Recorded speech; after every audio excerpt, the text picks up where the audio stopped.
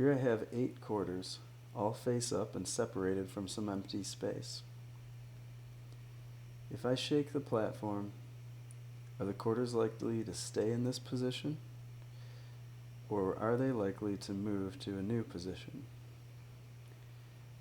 Well, let's see. Okay, so all 8 quarters are still heads up, but they're not quite in as ordered a state as they were before. What if I shake the platform more? Will they tend to go back to the ordered state, or will they tend to become more disordered? Let's see.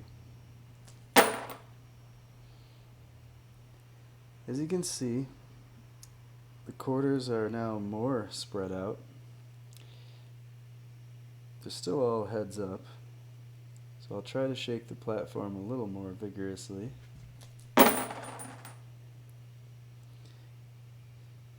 Okay, now we've got 5 heads and 3 tails.